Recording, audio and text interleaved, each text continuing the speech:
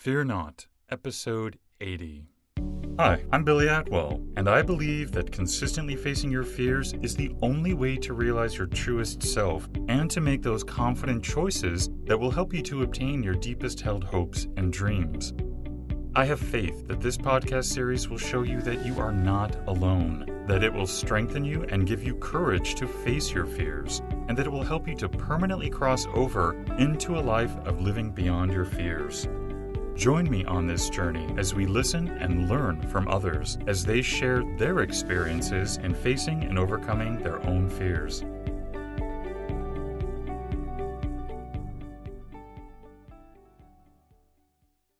Hello everyone, today you and I are joined by Paul pmerwe. Welcome Paul, how are you today?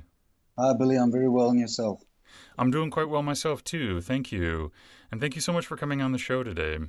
Thanks for having me. Paul is an engineer and the author of Lucky Go Happy, Make Happiness Happen. He's also the Guinness World Record since 1999 for throwing a beer bottle cap 229 feet.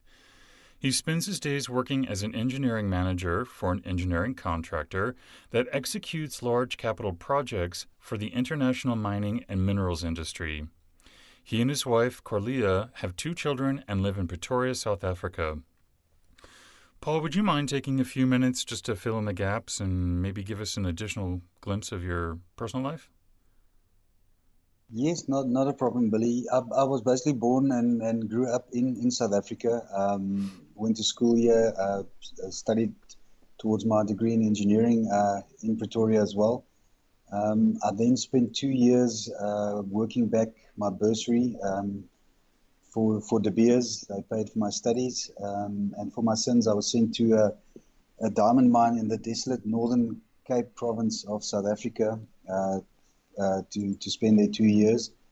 I then decided that life on the little small towns on the mines is not for me, and we spent a year traveling in Europe, mostly working in London to fund our travels. Came back after a year and then basically joined the company that I'm still working for today. Well, that sounds great, and thank you so much for sharing. Paul, can we start off by having you give us your thoughts on fear and what fear is? Yes, definitely, Billy. To me, most of our fears results from when we think about something bad that could happen, with emphasis on the words think and could. Now, if we unpack this a bit, firstly, to me, fear originates in our minds. It's a result of what we think. And secondly, fear mostly results from a thought about something that could happen or the consequences of something that has happened. But either way, we are worried about a future event. Now, it's very interesting that some of the principles that are generally used in project management also holds true when it comes to fear. One of these elements of project management called risk management is a very well-established element in the project management fraternity. And risk management is firstly used to quantify and then mitigate risks when executing a project. Now, there's very striking similarities between risk and fear, because both risk and fear deals with an undesirable event that could happen in future. Now, if you can just spare me a moment, Billy, I just want to elaborate a bit on risk, because I think if you understand how to quantify risk and then how to mitigate risk, you are a step closer to understanding fear. Now, there's a very, very simple formula for quantifying risk, and it's simply put, risk equals impact times likelihood. I'd like to encourage you and the listeners to write this formula down so you can follow it as I continue on my discussion. So I'll just repeat it. It's risk equals impact times likelihood. Now, what does this formula tell us? Well, firstly, that risk is determined by 2 factors, impact and likelihood of an event. Secondly, the higher the impact and the higher the likelihood, the higher the risk will be. I mean, that's basic maths. The product of 2 big numbers is bigger than the product of 2 smaller numbers. Now, the values you assign to the impact and the likelihood is all relative. So you can assign basically any number from 1 to 10. It's probably easier to use an example to explain where I'm getting at. Now, let's say that a person is worried that they could be hit by a meteorite. They see that as a risk. So looking at the risk equals impact times likelihood formula, the impact of being hit by a meteor could be very high, say 10 out of 10, but the likelihood is very low, say only 1 out of 10. Now calculating the risk, we've got 1 multiplied by 10, so we've got a risk value of 10. Compare that now to the risk of being involved in a plane crash. The impact is probably slightly less than being hit by a meteorite, let's say 9. The likelihood, however, of being in a plane crash compared to being hit by a meteorite is much less, let's say only 3. So now the risk is then 3 multiplied by 9, which equals 27, which is a higher risk than the risk of 10 we calculated for being hit by a meteorite. I'm not sure if you're still following me, Billy. I'm heading towards your subject of fear in just a while. Now, it's important to first quantify the risk, because that then allows us to look at ways of mitigating the risk. And mitigating the risk is simply looking at means of reducing the impact and or the likelihood of the event. Now, if we look at the example of the plane crash, you can decide, for example, never ever to board a plane again. So the likelihood of being involved in a plane crash is now 0. The impact will still be 9, but now we've got 9 multiplied by 0, which equals 0. So there's absolutely no risk of being involved in a plane crash, which pretty much makes sense if you never ever board one. So you've actually just mitigated and reduced the risk of being involved in a plane crash. Now, how does this relate to fear? I suppose we can use the same formula and principles for quantifying and then mitigating fear. In other words, we can say fear equals impact times likelihood. So if we look at an example, let's say a person has a fear of losing his job. The impact or the consequence of losing his job might be 10, and let's say the likelihood is 5. Your fear rating now associated with losing your job is 5 multiplied by 10, which equals 50. Now here comes the very important part. How can I reduce this fear? How can I reduce the fear of losing my job? Now, just like with risk, you need to reduce the impact or the consequence along with the likelihood. Practically in this example, and it'll depend from person to person, when you fear losing your job, you can reduce the impact by reducing your expenses, for example, your household expenses. You can look at other means of income, or you can even start to apply for other jobs. By making these plans, you're mitigating the fear and reducing the impact of losing your job. So if you were to lose your job tomorrow, the impact would be less than before. You can also look at reducing the likelihood of losing your job. Again, this will depend on the person's specific circumstances, but as an example, you could work harder and make yourself indispensable. You might request a transfer to a more profitable business unit, or improve your knowledge in the field that you're working. Again, by implementing these plans, you can reduce the likelihood of losing your job. And after implementing these mitigation plans, you need to quantify your fear again. These plans may have reduced the impact from, say, 5 to 3, and the likelihood from 5 to 4.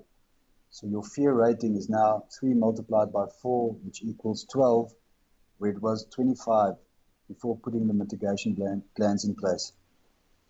So it's sort of a long explanation, but it's quite interesting to see how the element of risk quantification and management, I believe, also can be applied to managing and quantifying fear. I know that your book, Lucky Go Happy, was, you told me that it was born out of fear. Would you talk a little bit about this? Yes, I'd love to. Yeah, Lucky Go Happy was actually born out of a fear of failure, failing at my job, and being unsuccessful at an early point in my career. During my first assignment as a project engineer, I was leading a multidisciplinary team of engineers and responsible for executing the engineering design and drawings for the construction of a new diamond processing plant in the Maluti Mountains in Lesotho. Now, this was a very stressful period for me, and for the first time in my life, I had problems falling asleep. I was lying awake in bed at night. I couldn't sleep, and I eventually forced myself to have happy thoughts, so I would not think about work. Now, during these periods of being half awake, half asleep, the mind can be extremely creative. And I conjured up some interesting perspective on happiness. I scribbled these thoughts down in a notebook that I kept under my bed so I could remember them the next day. Now, the list of notes grew, and eventually I had enough material to write Lucky Go Happy, which enabled me to share some interesting perspectives on happiness with the world while also fulfilling a lifelong dream of publishing a book. I wanted to ask you because I used to actually be afraid of just being happy. I mean, just the word itself, happiness, or even the word positivity used to cause so much panic and fear in me that I would squelch any feeling of happiness. How might someone be able to use your book to get over such a fear? I think my book is primarily aimed at attaining happiness, but there's definitely elements of it that I think can be related to fear. Now, the two elements I can think of straight away is that we can only have one thought at any given time. And we have the ability, I believe, to choose that thought. So it needs to be a conscious decision, but as soon as you find your mind wandering off, thinking bad things, having fears, you need to consciously think about pleasant things. And it's not always that easy, but I think with time and maybe with practice, if you realize you're having fear and you condition yourself or actually force yourself to have happy thoughts, and that happy thoughts could be whatever makes you happy, I think it will help. Secondly, Billy, there's a chapter that deals with a crisis. Now, interestingly enough, the Chinese word for crisis is made up of two Chinese symbols. The first symbol represents danger, while the second represents opportunity. So the Chinese word for crisis is thus literally danger opportunity, or a dangerous opportunity. Now, we often only see the danger element of a crisis and not the opportunity. So as an example, if you lose your job, we only see the danger side of this crisis, such as not earning enough money, not being able to look after your family, but we seldom see the opportunity something like this presents. While you may have lost your job, you have gained time and freedom. With all this time, well, apart from looking for a job, you have the opportunity to do things you couldn't do before. This could be spending more time with the family, more time to exercise, or doing whatever you never had time for. My crisis, with all the stress associated with my first project, actually gave me the opportunity to write and publish Lucky Go Happy. Was it not for that crisis, I would not have written the book, and we probably wouldn't have been talking right now. What could you recommend to us that we might be able to see the other side of crisis so that we're more focused on opportunity than the danger?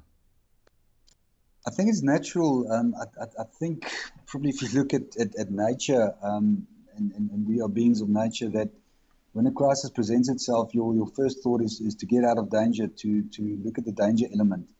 And I mean, that's the right thing to do. But I think as soon as things have settled down, you have time to think, and you sort of cleared away from that danger.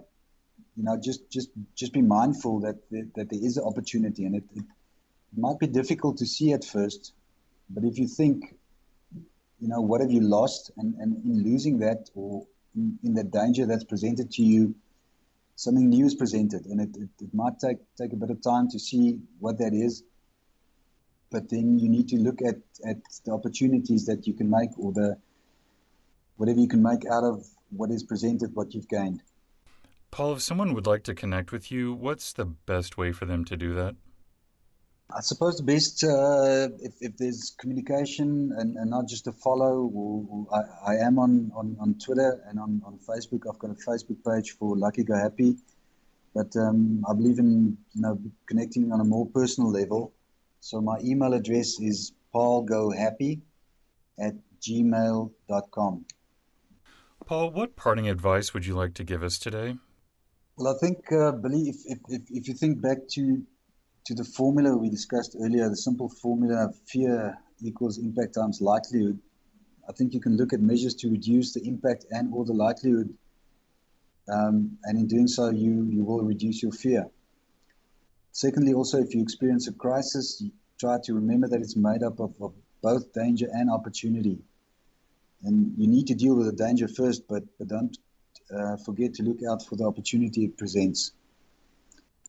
Also, I think that, keeping in mind that you can only have one thought at any given time. If you have fear driven by that thought, try and think of something that's different, something that you've done or that you want to do that might make you happy. And I think lastly and most importantly, I believe that you must put your faith in God when you have fear. Although I have not counted myself, I've read that the Bible contains 365 scriptures reminding us not to be afraid. Now, how fitting is that to have one scripture on not being afraid in the Bible for every day of the year? That's pretty amazing. It is. And I want to also let everyone know, too, that Paul has generously donated a Kindle version of his book, Lucky Go Happy, to be given away. So if you would like the opportunity to win that book, visit the giveaways page at livingbeyondyourfears.com to submit your free entry form today. Paul, I want to thank you so much for coming on the show and giving us your time. I know you're on the other side of the world, so I appreciate you coming on the show and sharing your knowledge today. Thanks for having me, Billy. It was really nice having a chat to you. Thank you for joining me today. And remember, you cannot achieve everything, but you do have the God-given ability to achieve anything. So stay focused, out of fear, and keep on keeping on. Until next time, be well and peaceful. For more information on today's episode and guest, or for resources that will assist you in overcoming your fears, visit livingbeyondyourfears.com. And don't forget to subscribe to this podcast, where 3 times a week we move to a life beyond our fears.